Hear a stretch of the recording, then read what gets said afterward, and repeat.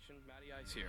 You want the latest college hoops, scores, updates, and player profiles? There's only one place to go. Turner at midcourt, inside it, at the buzzer, got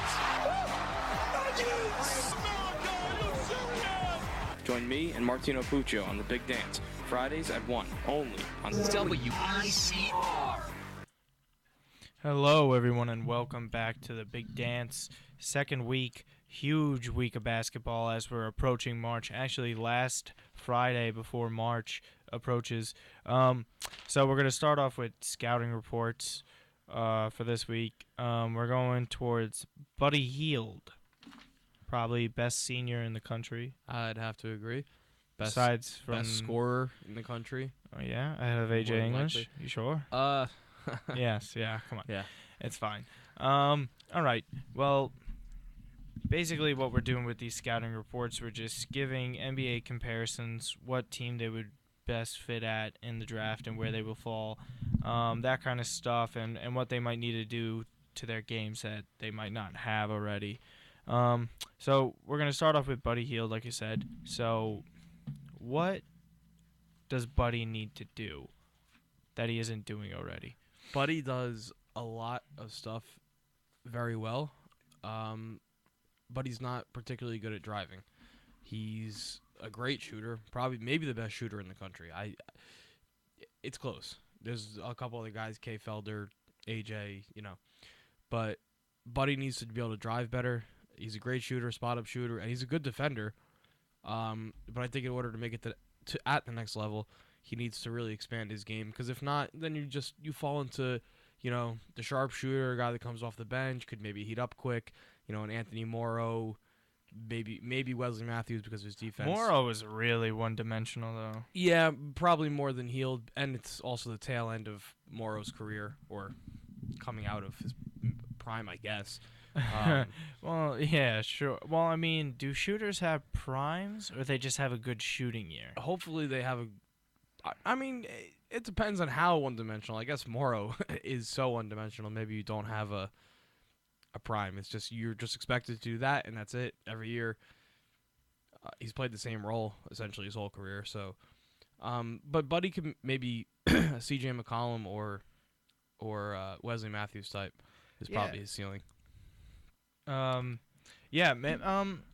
Maybe even better. I don't know. I haven't watched too much of Buddy Hield. I haven't really had the chance because I guess whenever there's a nationally televised game on for Oklahoma, I just haven't had the opportunity to grab it. Right. So, I mean, the thing with seniors is in college basketball, it's good to see that they're putting up big time numbers because they've been staying for a few years. Right. But you don't know if that's because they're older than everyone else or they're actually that developed in their skill set. So TJ Warren could be an example I could think of in recent years. I mean, the Phoenix Suns drafted him. He was a really good scorer out of NC State. Right.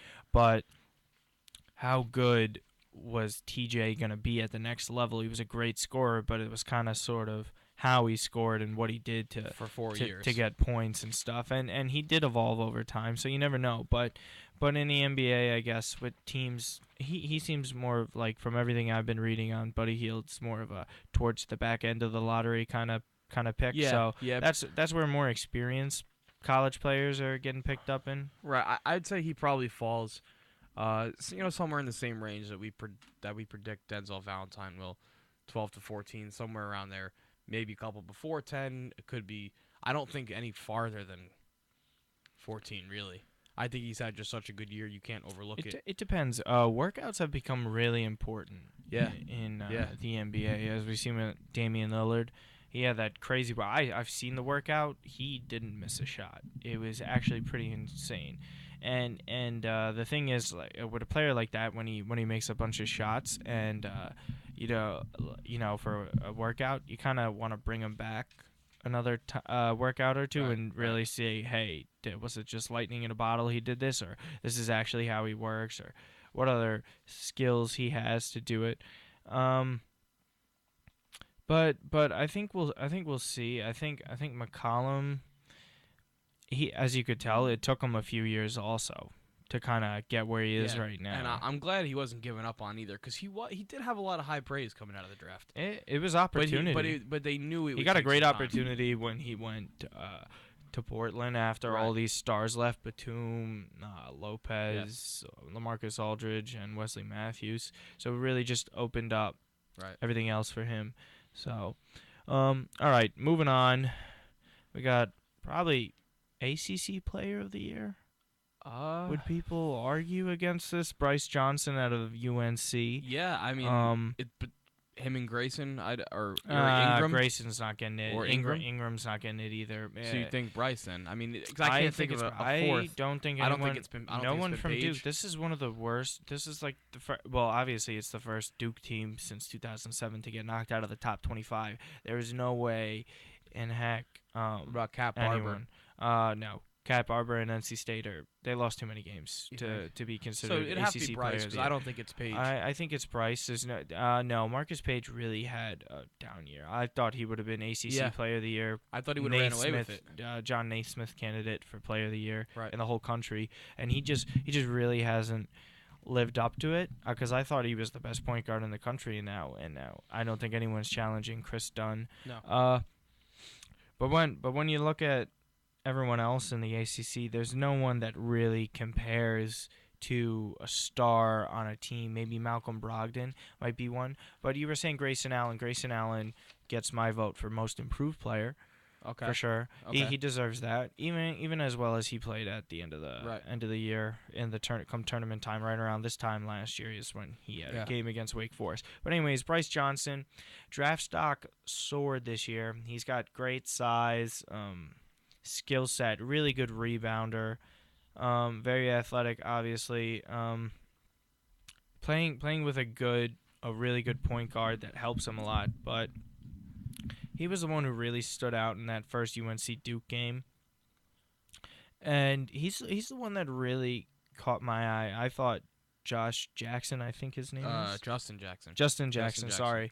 Was going to be the one that was going to really shine for UNC. And he hasn't really been there yet, but it's okay. No, because he's kind of getting overshadowed, I think, too, by Bryce and by Page and Kennedy Meeks. They still have it. It's a talented team. And, once these Page and Johnson are gone, that opens up for Jackson. Because I think everyone, UNC has had such a rich history of college players going to the pros and being great pros, but a lot of people don't realize they're not like the Dukes and the Kentuckys where they have the one and done great college players and great pros. Right. They're more of really good prospects, like the lower tier of the 5-star prospects that eventually become great NBA prospects and players. The only one recently out of North Carolina that's done much is Harrison Barnes. I mean, Tyler Zeller's still around there, but if you think about it, of recent Roy Williams teams, there hasn't been anyone that you're like, wow. Like, like a Vince Carter, Antoine Jameson. MJ's a separate class. Of course.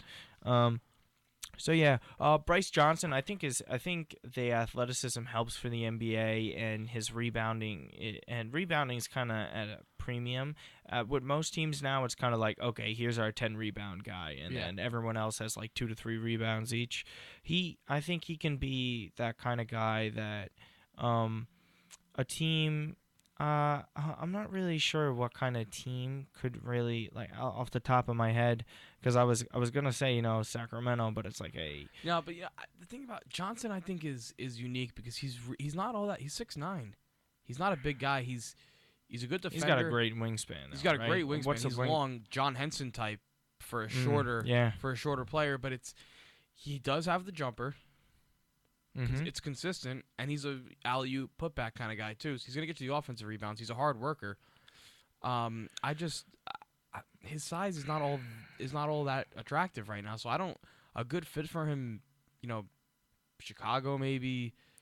But look at it, something like that. Well, I don't see Chicago because they just took Bobby Portis. Well, if you think about it, Jared Sullinger is a little undersized too, and he gets a ton of rebounds a game, and he's one of the guys that pops off the top of my head because I'm a Celtics fan. But still, at the end of the day, you don't see too many guys that size rebounding. But the fact that he's rebounding this well already in college, and he's 50 times as athletic as Jared Sullinger Of is. course. I mean, that's not saying much, but at the same time, it is saying something. But who knows what kind of team could use him? Maybe even a Toronto, because Toronto has Denver's pick. That's right. Well, yeah, I mean the Knicks pick technically, because they have that pick. So you never know what team can fall. I mean, there's a Bobby Porter's dropped pretty far in the draft, and there could be surprise picks. You never know what Danny Ainge is gonna do. Danny Ainge picked Terry Rozier last year after they have so many guards on the teams. It doesn't make sense, and then you pick R.J. Hunter after that. But I don't think there's a chance Brice falls out of the top 20. No. I think don't that's think so the either. latest he'll fall is the late teens. My guess is he'll even the Pelicans too. Maybe you never know. Pelicans would be a solid pick for him. But yeah, as far as a NBA comp, what would you give? Taj Gibson.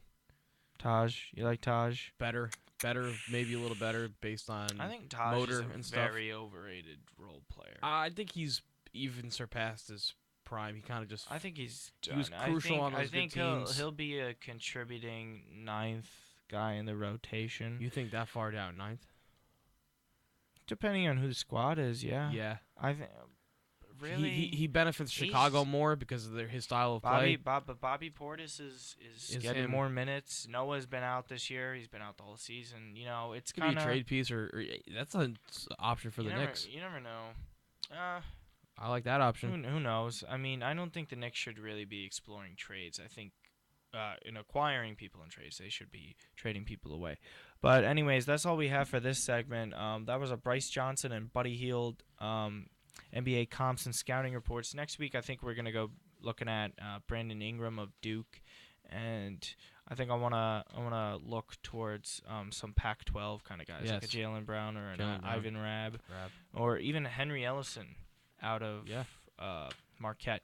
Okay, so that'll do it for this segment from the Big Dance. We'll be back with our very special guest. What is a Jasper? What is a Jasper? ESPN 30 for 30. Big Dance, we'll be back in a few.